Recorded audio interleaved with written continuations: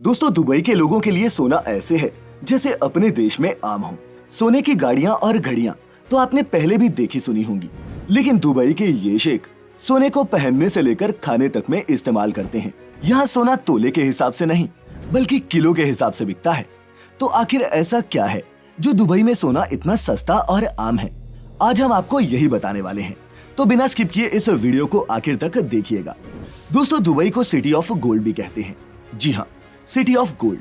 और ऐसा इसलिए क्योंकि दुबई के विकास में तेल और टूरिज्म का जितना बड़ा योगदान है, लगभग उतना ही बड़ा योगदान गोल्ड का भी है। यहाँ एक तरफ दुबई में दुनिया की सबसे बड़ी बड़ी कंपनियों के ऑफिस और आलीशान शोरूम मौजूद हैं। वहीं दुबई में एक मार्केट ऐसी भी है जिसके अंदर लगभग 1000 से भी ज्यादा सोने की दुकानें हैं, जो रोजाना हजारों किलो सोने का बिजनेस करती है। जी हाँ, हजारों किलो सोने का बिजनेस। लेकिन इस मार्केट का नाम हम आपको इस वीडियो के अंत में बताएंगे, तो वीडियो के साथ बने रहना। अब सबसे बड़ा सवाल ये उठता है कि आखिर दुबई में इतना सोना आ कहां से रहा है, और ऐसा क्या है कि दुबई के सराफा बाजार में सिर्फ मुनाफा ही मुनाफा है। दरअसल दोस्तों, दुबई साउथ अफ्रीका से बड़ी मात्रा में कच्चा सोना इंपोर्ट करता है और फिर उस कच्चे सोने से एक से बढ़कर एक खूबसूरत ज्वेलरी तैयार की जाती है। फिर दुबई की स्टैंप लगते ही इस ज्वेलरी का रेट दुबई में सोने के रेट के बराबर पहुंच जाता है। और ये यूं ही नहीं है दोस्तों, दुबई में तैयार हुई ये ज्वेलरी इतनी प्योर और दिखने में खूबसूरत होती है कि ये न सिर्फ दुबई में बल्कि दुनिया भर में बेची जाती है, जिसमें भारत और चीन सबसे आगे हैं। और इस तरह दुबई हर साल लगभग 1200 टन सोने का व्यापार करता है। दोस्तों, पूरी दुनिया में जितना गोल्ड बिकता है उसका एक सबसे बड़ा हिस्सा लगभग 29% सिर्फ दुबई का ही होता है। यहाँ सोने की मार्केट इतनी बड़ी है कि दुबई में गोल्ड सेक्टर में करीब 4086 कंपनियां काम करती हैं। और इस महामारी से पिछले साल दुबई ने 5,52,000 करोड़ रुपए से ज्यादा का गोल्ड बेचा था। अब ये तो हम सभी जानते हैं कि इंडिया में भी सोने का क्रेज लोगों के सर चढ़कर बोलता है। शादी से लेकर एनिवर्सरी तक हम भारतीय सोने का खूब इस्तेमाल करते हैं। संयुक्त अरब अमीरात के शहर दुबई में भारतीय बड़ी संख्या में रहते हैं और अपनी सोने में गहरी दिलचस्पी की वजह से यहाँ गोल्ड में निवेश करने के मामले में हम भारतीय सबसे आगे हैं। दुबई में भारतीयों के बाद गोल्ड में सबसे ज्यादा निवेश पाकिस्तान, ब्रिटेन, सऊदी अरब, ओमान और कनाडा के लोगों का है। मार्केट के आकार के बाद अब बात करते हैं दुबई का सोना दुनिया भर में इतना मशहूर क्यों है और कैसे ये सोने की इतनी बड़ी मार्केट बन गई। तो दोस्तों, इसका सबसे बड़ा कारण तो ये रहा कि दुनिया भर में सोने की शुद्धता और गुणवत्ता के मामले में दुबई अव्वल नंबर पर है। दुबई में जितने भी ज्वेलर्स गोल्ड बेचते हैं वे सारा गोल्ड सरकार द्वारा उनकी शुद्धता और गुणवत्ता को चेक करके ही प्रमाणित किया जाता है। इसके अलावा हर ज्वेलर को अपने स्टोर से बेचे जाने वाली हर गोल्ड की आइटम पर सोने की शुद्धता का हॉलमार्क लगाना जरूरी होता है।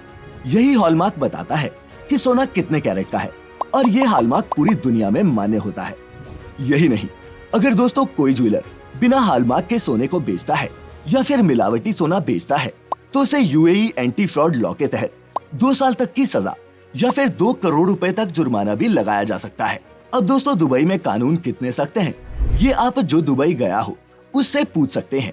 फाइन और सजा के डर से यहाँ नकली या फिर लो ग्रेड सोने का व्यापार ना के बराबर है। इसके अलावा दुबई में सोना बाकी देशों की तुलना में बहुत सस्ता है, जिसकी सबसे बड़ी वजह है कि बाकी देशों में सोने पर कई तरह के टैक्स लगते हैं। जैसे इंडिया में VAT plus GST plus excise duty plus labour charge जैसे अलग अलग टैक्स लगते हैं, जो सोने की ज्वेलरी को काफी महंगा बना देते हैं। लेकिन दुबई में गोल्ड ज्वेलरी खरीदने पर सिर्फ 5% वैट लगता है और ये टैक्स भी जनवरी 2018 के बाद लगना शुरू हुआ है, जिसका मतलब है कि 2018 के पहले दुबई से सोना खरीदना आज के मुकाबले और भी सस्ता था। इसके अलावा दुबई में आने वाले टूरिस्ट वैट रिफंड क्लेम कर सकते हैं, तो टूरिस्ट के लिए तो गोल्ड और भी सस्ता हो जाता है। साथ ही पूरी दुबई में सोने की कीमत या फिर भाव हर शॉप में एक ही होता है, क्योंकि यहाँ इंटरनेशनल गोल्ड प्राइसेस को फॉलो किया जाता है, जो इंटरनेशनल मार्केट के हिसाब से बदलता रहता है। इसका फायदा ये होता है कि आपको हर शॉप में जाकर गोल्ड प्राइस चेक या फिर नेगोशिएट करने का झंझट नहीं रहता। हाँ, दुबई में सोने की कीमत फिक्स जरूर है, लेकिन आभूषणों की बनवाई से लेकर लेबर चार्ज में आप मोलभाव कर सकते हैं। लेकिन ये सब आभूषण के डिजाइन किस देश का डिजाइन है, मशीन से बना है या हाथ से, रिटेलर पर और हाँ, आपके बार्गेनिंग टैलेंट पर भी निर्भर करता है। और अगर आपके बार्गेनिंग स्किल्स कमाल के हैं तो हम आपको राय देंगे दुबई गोल्ड सूक में जाने की।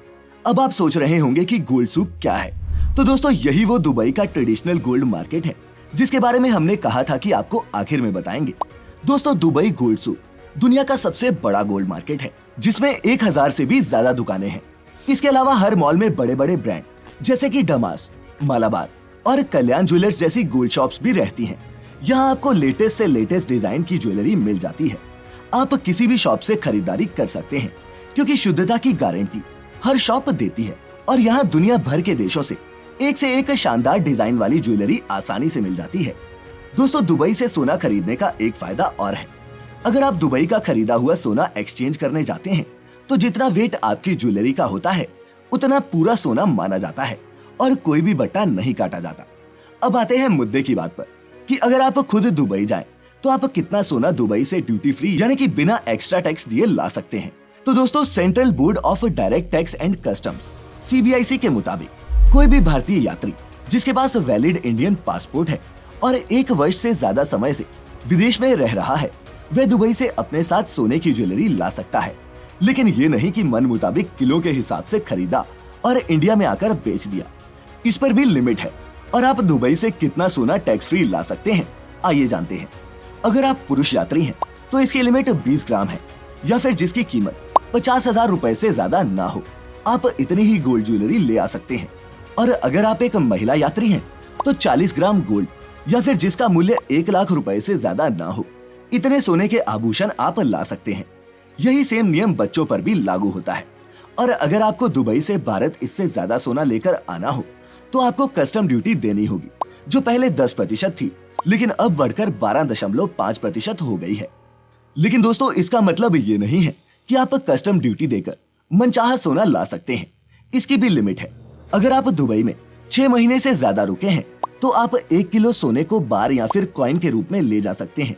और अगर इससे ज्यादा सोना लाना चाहेंगे तो एक्स्ट्रा सोने पर 36.05 कस्टम ड्यूटी लगेगी जो उस सोने को भारत के मुकाबले भी महंगा बना देगी। तो कुल मिलाकर बात यह है कि दुबई से सोना खरीदना हर हिसाब से अच्छा है। तो आप जब भी दुबई जाएं गोल्ड शॉपिंग जरूर करें।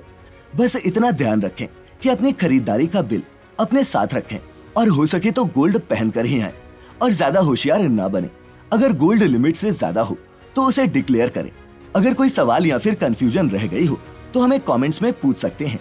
जो दुबई गए हो वो लोगों के इन सवालों के जवाब देने की कोशिश करें। उम्मीद है वीडियो आपको पसंद आई होगी। अगर हाँ तो इस वीडियो को लाइक करना और दिल खोलकर शेयर करना मत भूलना। और ऐसी सभी इंटरेस्टिंग वीडियोस देखते रहने के लिए YouTube पर हमें सब्सक्राइब करें और Facebook पर देखने वाले लाइक करें हमारे पेज द मिस्टिका लैंड को। फिलहाल आज के लिए बस इतना ही। लौटेंगे जल्द ही एक नई वीडियो के साथ। आपका बहुत बहुत शुक्रिया।